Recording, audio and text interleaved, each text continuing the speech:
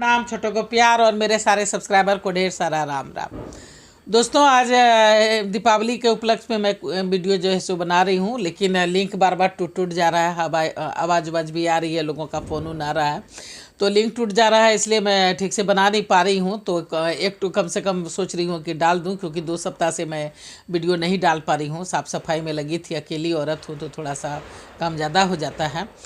तो चलिए मैं स्टार्ट करती हूँ। आज सोचा था कि सौतेली सास का चौथा पार्ट आप लोगों के समक्ष रखूंगी, लेकिन देखती हूँ अगर होता है तो वो भी डालूंगी। लेकिन अभी मैं आध्यात्मिक वीडियो आप लोगों के समक्ष रख रही हूँ, और अब मेरे आध्यात्मिक वीडियो में मैं आप लोगों का जो है सो हार्दिक दिल से स्वागत करती हूँ।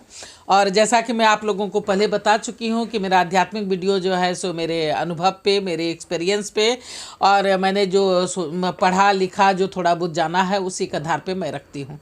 तो आज मैं मेरा टॉपिक रखती हूँ कि मौत से डरना कैसा, मौत से डरना कैसा। तो चलिए मैं इस पे आप लोगों के समक्ष रखती हूँ कि मौत से डरना कैसा। आप लोगों ने गाना सुना होगा कि हंसते हुए आते हैं सब, रोते हुए आते हैं सब, हंसता हुआ जो जाएगा वही मुकद्दर का सिकंदर कहलाएगा। तो सही बात है दोस्तों, मौत जो है सो एक कटु सत्य है, और मौत से डरना कैसा, मौत तो आनी ही है।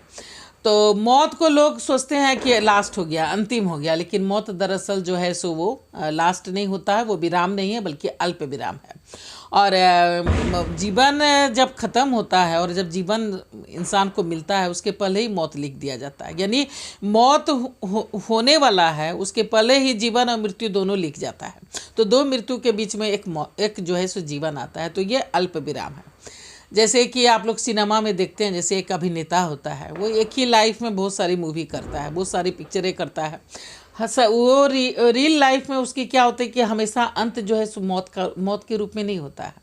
कभी जो है सो हैप्पी एंडिंग दिखा देते हैं, कभी वो 3 घंटा में बूढ़ा हो जाता है, कभी जवान ही रहता है और लाइफ ख़त्म हो जाता है। लेकिन रियल लाइफ में जो प्रभु ने लिखा हुआ है जीवन लोगों का, तो इसमें जो है सो मौत से ही एंडिंग होती है। तो यही रियल लाइफ और रियल लाइफ में अंतर होता है कि एंड जो होता है सो वो हमेशा मौत पे ही होता है। एक अभिनेता जो है सो अपने जीवन में जैसे बहुत सारी फिल्में किया करता है, उसी तरह से बहुत बड़े बड़े राइटर होते हैं कि बहुत सारे मूवी बनाए, उपन्यास लिखा, किताब लिखा, कहानियाँ लिखेंगे। सबसे बड़ा उपन्यासकार, राइटर और कलाकार तो वो ऊपर बैठा भोलेनाथ हैं, हम लोग के प्रभु हैं, जिसकी एक ही इंसान के बहुत सारी कहानियाँ लिखते हैं।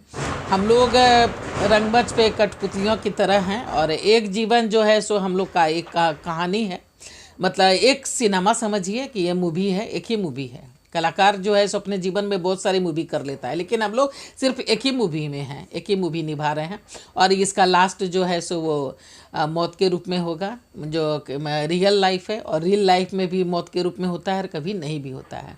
मैं आपको बचपन की कहानियाँ सुनाती हूँ कि मैं जब छोटी थी तो किसी कलाकार को देखा था एक मूवी में, तो उसकी डेथ हो गई थी। तो मेरे समझ में कुछ आता जाता था नहीं। दूसरा मूवी संजोग से स्कूल में उस समय दिखाया जाता था। जब दूसरा मूवी मैंने देखा और उसे जिंदा देखा, तो मैं खड़ा होकर के ताली बजाने लगी और सबके बीच में रह रही है, जिंदा है, ये जिंदा है। तो सभी हंस पड़े थे। उस समय ये ज्ञान नहीं था कि ये रियल लाइफ और रियल लाइफ का क्या अंतर होता है। तो यही अंतर है दोस्तों कि रियल लाइफ और रियल लाइफ में हम लोग एक कहानी के रूप में है, कलाकार के रूप में है, और फिर दूसरी कहानी में प्रवेश करेंगे। तो मौत से डरना कैसा। मौत जो है सो जीवन का एक सत्य है, और ये अल्प विराम है, ये जो है पूर्ण विराम नहीं है। इसके बाद भी फिर से ज़िंदगी है। तो इसको जो है सो आदमी को इसकी तैयारी पूरी करनी चाहिए और इससे डरना नहीं चाहिए। और ये कहावत है कि जितनी चाबी भरी राम ने उतना चले खिलौना। और ये एक ऐसा चीज़ है जिसमें कि बड़े छोटे बच्चे सभी जो है सो एक समान है। प्रभु की इच्छा के हिसाब से इसको जो है सो करना पड़ता है। तो जीवन मरण जो है सो तस्वीर के 2 पहलू हैं, और जीवन का जो है सो एक महत्वपूर्ण अंग है, और इसे जो है सो इंसान को स्वीकार करना चाहिए।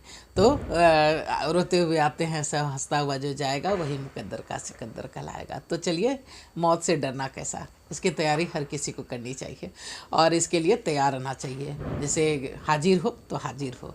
तो चलिए, अब मैं अपनी बानी को यहीं पे विराम देना चाहती हूँ। देखिए आज का आध्यात्मिक वीडियो आप लोगों को कैसा लगता है। अब मैं अपनी बानी को यहीं पे विराम देना चाहती हूँ। जय भोलेनाथ, हर हर महादेव।